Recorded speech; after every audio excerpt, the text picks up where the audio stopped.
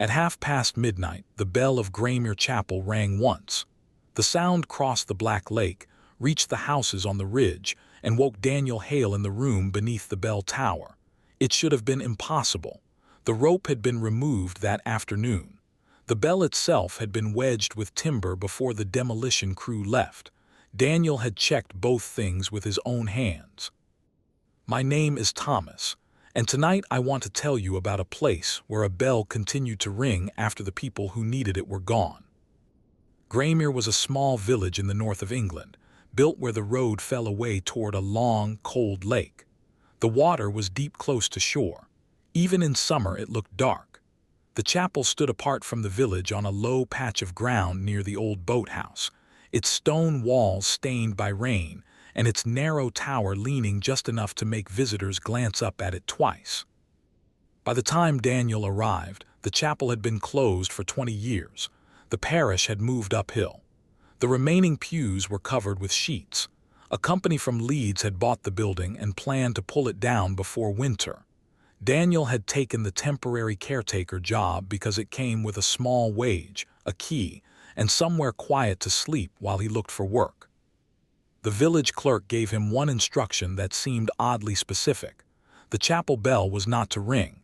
The clerk explained that the old mechanism was damaged and that a falling piece of metal could hurt someone. Daniel accepted that explanation. He was not the sort of man who collected local stories. He had worked in empty properties before.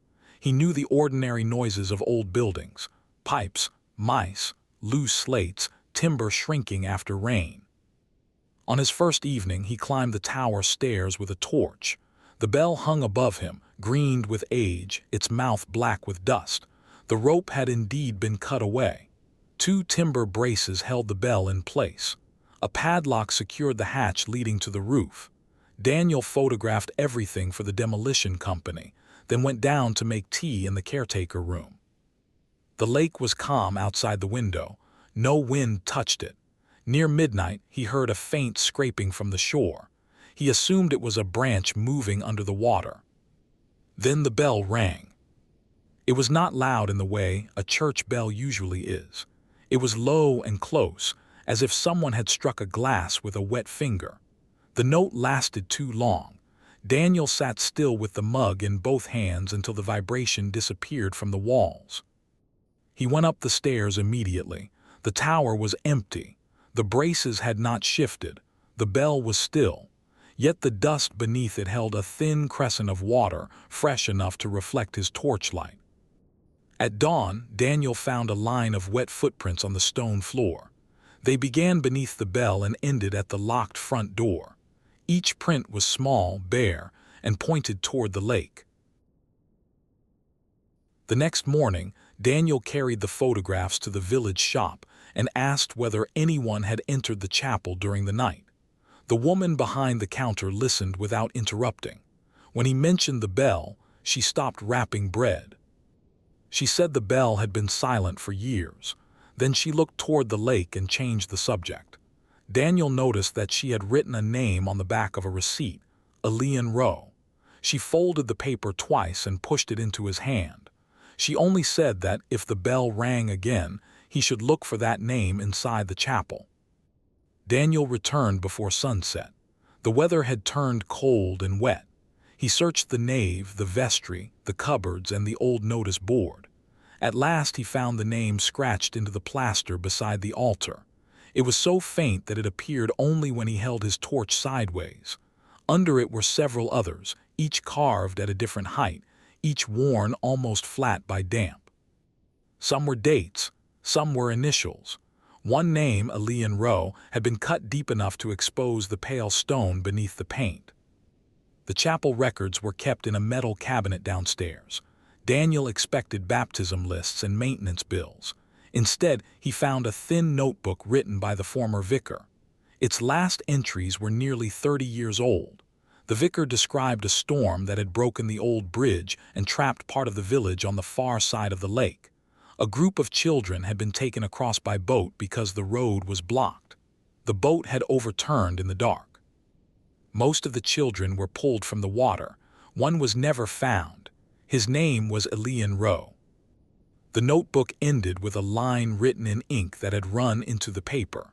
It said that the bell would ring until the child came home. There was no explanation of who had promised it, or why the promise had been made inside a locked chapel. That night Daniel left every lamp on. He placed his phone at the foot of the tower stairs and started recording. At 12:30, the chapel grew quiet in a way that made every small sound seem deliberate.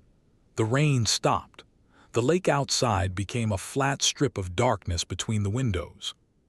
The bell rang once. Daniel ran upstairs. This time the bell was moving, not wildly. It swung by only a few inches, just enough for the iron tongue to touch the metal. The wooden braces were still in place. Nothing held the bell, yet nothing should have allowed it to move. Below the bell, water was gathering in a circle. In its surface, he saw letters forming as if they were being traced from beneath. ER, the initials of the missing child.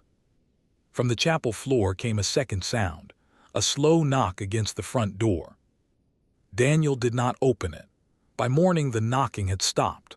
On the stone threshold lay a child's brass button, green with age, and a strand of lake weed.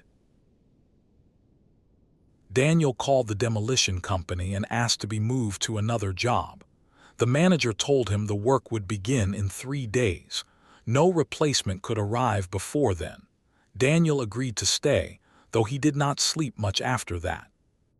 On the second night, he went to the village pub and found an older man named Arthur Vale sitting alone near the fire. Arthur had once maintained the chapel grounds.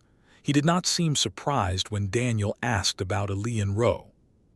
Arthur explained that Elian had been 7 years old when the boat went over. His mother had waited at the chapel every night for a month. She believed the bell would guide him through the fog if he could still hear it. The vicar had refused at first because the sound carried across the whole lake. But after the mother stopped eating and stopped speaking, he began ringing it once each midnight. The body was never recovered. The bell rang for 40 nights. Then, on the 41st night, the mother disappeared from her house. Her coat was found by the boathouse. The bell stopped before dawn. Arthur had no answer for why it had started again. He only warned Daniel not to follow anything toward the lake after the ringing. He said that Greymere had a way of returning what people asked for, but it rarely returned it in the form they expected. Daniel spent that night in the chapel with a lantern, a torch, and the notebook. He also brought a heavy iron bar from the tool shed. He planned to wedge it against the bell after midnight if it moved again. When the bell rang, the sound was followed by a line of wet drops on the stairs. They appeared one by one above him, then traveled downward, as though someone soaked in lake water was descending from the tower. Daniel stepped aside and watched the trail reach the chapel floor. It crossed the nave. It stopped at the old font. There the water collected and showed him a reflection that did not belong to the room. He saw the lake at night. He saw a small boat turning in high waves. He saw a woman standing on the shore, not moving, while the bell tower shone behind her. The reflection changed. The boat was gone. A boy stood knee-deep at the edge of the lake. His face remained hidden by the angle of the water. He raised one hand toward the chapel. Daniel felt the cold of the stone through his shoes. The boy did not move closer. Instead, the water beneath the font gave another name, M. Rowe. Daniel understood that it belonged to the mother. The bell rang a second time. Every lamp in the chapel went out. In the darkness, Daniel heard someone walking slowly around the outside wall. The footsteps stopped beneath the window. A small handprint appeared on the glass from the other side, water sliding from each finger. When the lights returned, the handprint was gone, but the chapel door stood open, and the path to the lake shone silver under the moon. Daniel did not go to the shore that night. He shut the door, sat beside it until morning, and listened for the bell. It did not ring again. At first light, he walked to the village archives above the library. The clerk there remembered the Rowe family and found an old newspaper clipping. The article described the accident in short, careful sentences. It said that the boat had been overloaded because the bridge was unsafe. It named the boatman, the vicar, and the counselor who had delayed repairs. It also named Elian as the only child missing. Folded behind the clipping was a letter that had never been sent. The handwriting matched the note in the chapel book. The former vicar had written it to Elian's mother. He admitted that he had known the bridge was dangerous. He had approved the crossing anyway because he believed the storm would pass. At the bottom of the page, he described making a promise in the chapel. He would ring the bell until both mother and child were remembered together. The promise had failed. The vicar died before he could keep it. The chapel was closed. The wall names faded. The village, Daniel realized, had learned to say less about the accident with each passing year. That afternoon, he took the iron bar from the tower and removed one of the wooden braces. He did not intend to destroy the bell. He only wanted to know whether it would move when it was free. The sky darkened early. At midnight, the bell began to swing before it made any sound. Daniel watched from the stairs.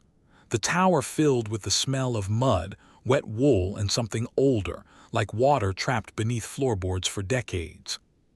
When the bell rang, the chapel walls trembled. A crack opened in the plaster beside the altar. The scratched names became clear again, one after another as water ran down the wall. Elian Rowe, Mara Rowe. Then a final line, carved lower than the rest, asked him to bring them to the shore. Daniel found the brass button in his pocket. He had put it there without thinking after the first night. Now it was warm. He walked outside, crossed the wet grass, and followed the slope toward the lake. At the boathouse, the old water line had receded several feet. Stones lay exposed in the mud. Between them was a narrow shape that might have been a child's shoe. Daniel did not touch it. Further out in the shallow water, two pale figures stood side by side. One was small. The other wore a dark coat that moved as though it were underwater. They did not call to him. They simply waited. Daniel placed the brass button on the nearest stone. The lake rippled around the two figures. The woman turned toward the child. The child took her hand. Behind him, the bell rang for the third time. The third ring was different. It did not seem to come from the tower alone. Daniel felt it in the stones under the lake, in the empty boathouse, and in the windows of the village far above him. A light appeared in one house, then another. Curtains moved. For the first time in years, people were awake to hear the bell. The two figures in the water began to fade. Daniel expected relief. Instead, the lake rose around his boots. The surface moved toward the chapel in a broad, silent sheet. He ran uphill. By the time he reached the door, water was pouring over the chapel floor through cracks that had not been there before. It spread around the pews and climbed the steps to the altar. The bell above him swung harder, though no rope pulled it. Daniel went to the tower because he believed the bell had to be stopped. If it rang again, he thought, the lake might take the whole village. At the top, he found the last wooden brace split in two.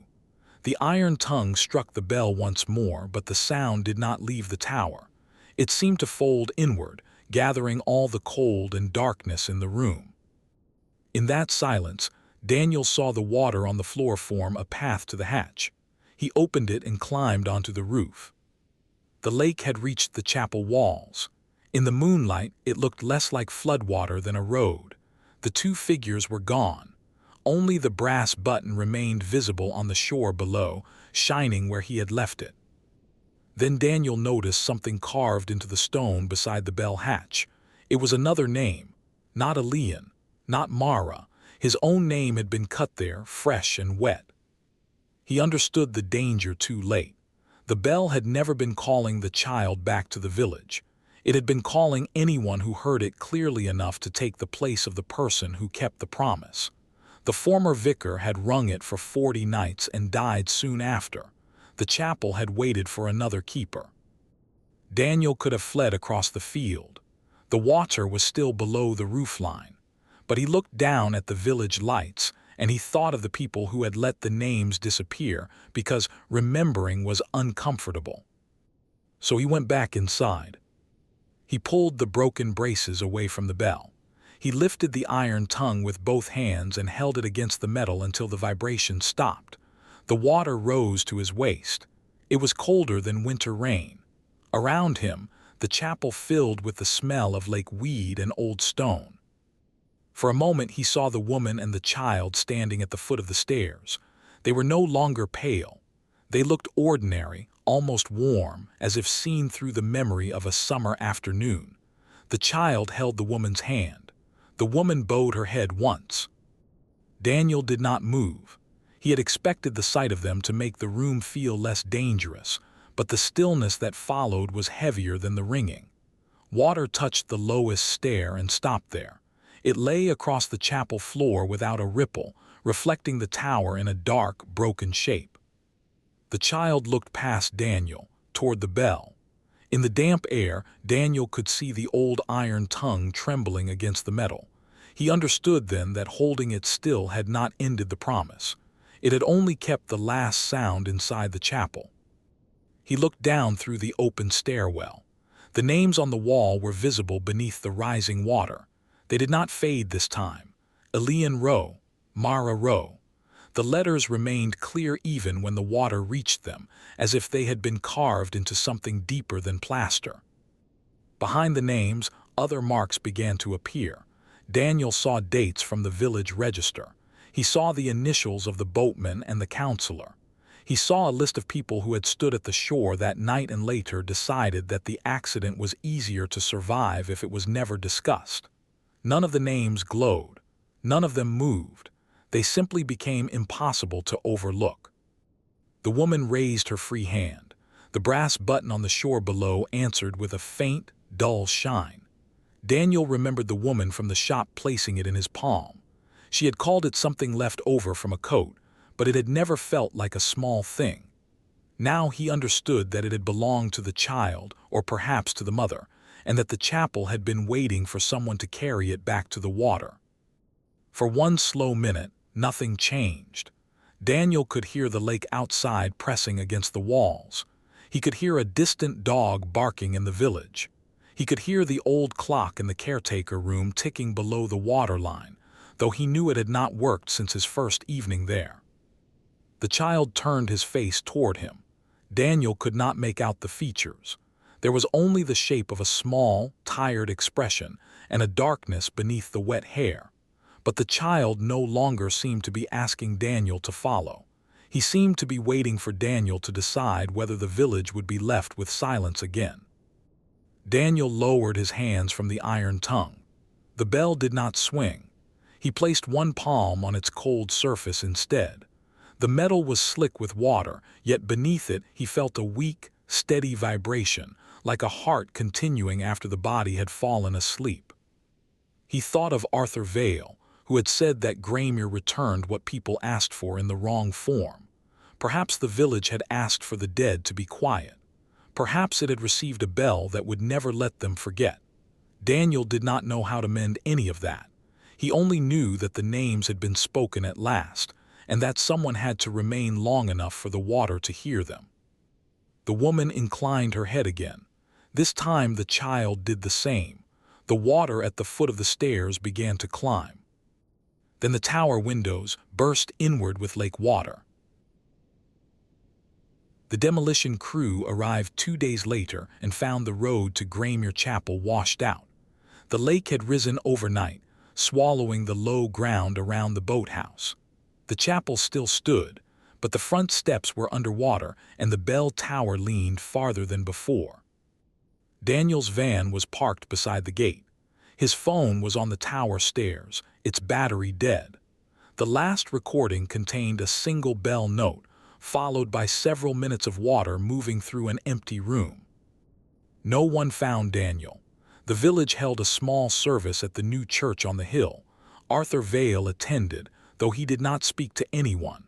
The woman from the shop placed an old brass button beside the candle stand. By then, the names in the chapel had become common knowledge. People said them aloud for the first time in decades. The demolition was canceled. Engineers decided that the ground was too unstable. Fences were put up, then washed away. Through autumn, the lake kept rising and falling around the empty chapel. By winter, only the upper half of the tower remained visible from the road. Arthur told the villagers that the bell had finally stopped. Most of them believed him. They had no reason not to. The chapel was closed, Daniel was gone, and the lake had settled into its usual dark shape beneath the ridge. But on the first night of heavy snow, a woman walking home from the pub heard something from the water. It was not a loud bell. It was low and close, like metal touched beneath the surface of a lake. Once, she looked toward the tower. In the snow, she could see no light and no movement. Yet along the flooded path leading away from the chapel, there was a line of footprints. They were not small this time. They began at the lake and ended at the village road. If you enjoyed this story, please like, share, and subscribe to the Midnight Monastery. Until next time, keep a light on near the water.